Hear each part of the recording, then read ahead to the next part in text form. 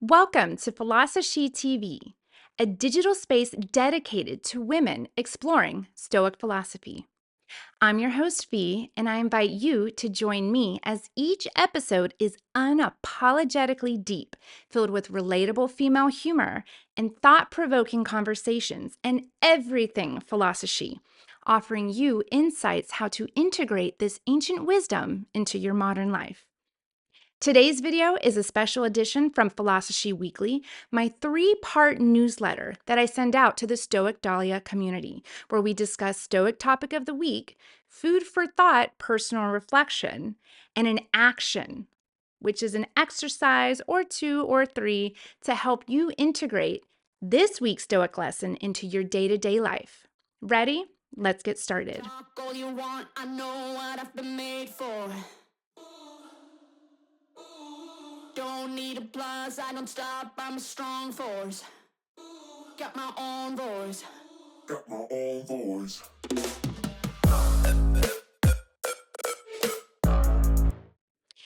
You know what I've been thinking about lately?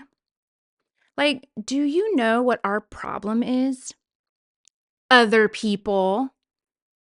I feel like we feel this sentiment the most when we have put together the best laid out plan for our week, like leaving the house on time, meal prepping for clean eating, scheduling a relaxation time, etc.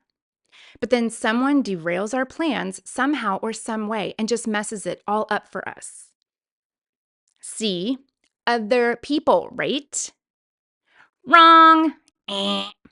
I know, I'm sorry to play tricks on you, but I wouldn't be a very good friend if I didn't come out with my real intention releasing this video and dropping this truth bomb. Our problem isn't other people.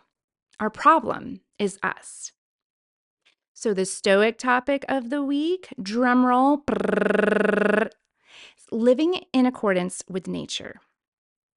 A while back, I released my full podcast episode, How Modern Women Find Freedom Through Stoic Principles, where I share 4 distinct principles that I believe are the reason why Stoic philosophy has remained so effective over the last 20 centuries. And over the next 4 weeks, I've decided to get into each principle from the podcast, with today being part 1 of a 4-part series. First up, living in accordance with nature. You see, nothing good has ever come out of fighting gravity. Trust me. For a surprise date for my then boyfriend, now husband, I booked a spot to go and do the whole indoor skydiving thing at one of those iFly places. And as I was floating in the glass tube surrounded by 10 other people watching, waiting for their turns, I speak no lies when I say gravity had it out for my ass. Literally. I went from float to nope, landing flat on my butt. Hard too, and it hurt. And honestly, I think I went down faster because I fought so hard just to stay stable. Living in accordance with nature means creating some kind of bendy adaptability mindset in order to align yourself with the natural flow that God or the universe or whatever understanding you have of a force that is greater than you has set forth on this earth as you live through your human experience. In essence, it's about harmonizing with the natural rhythm of existence, not resisting it, and certainly not getting embarrassed about it like me. So, your wisdom bites for thought this week. If you haven't looked this man up yet, you can easily find him being interviewed in a podcast, and there are many to choose from. His name is Peter Crone, and he's known as the Mind Architect. He is full of so many profound quotes and sayings about life.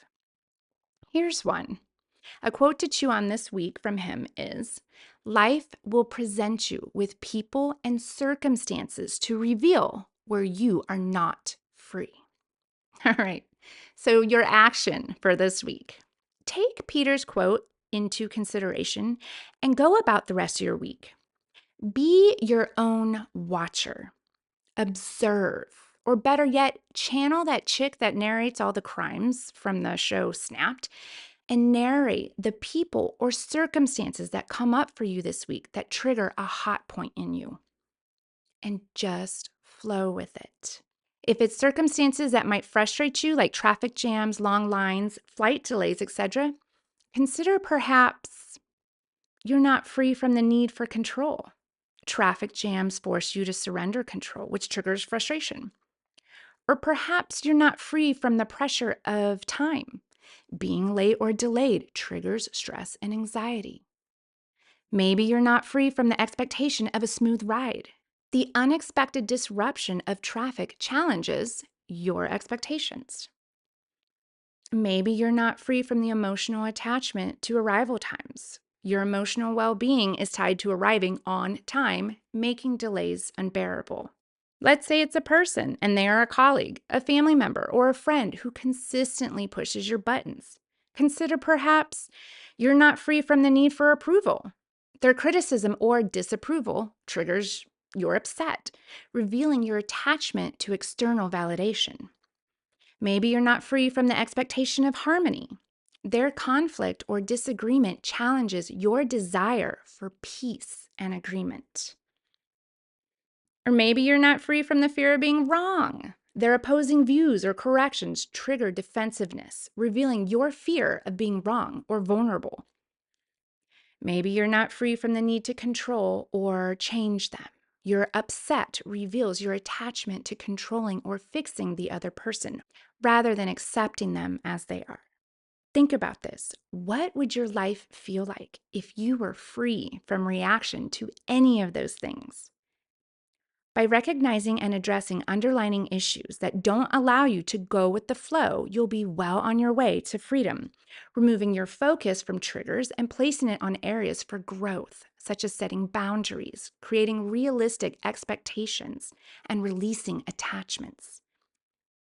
You just can't lose, chick. As I bid you farewell, I cheers you to a strong week, and don't forget to check out the latest episode on the Stoic Dahlia podcast. If you want more in-depth exploration and practical exercises on Stoic philosophy, be sure to subscribe to my newsletter, PhilosoShe Weekly. Each week, I dive into a new topic to help you integrate these timeless teachings into your daily life. You can sign up at www.stoicdahlia.com.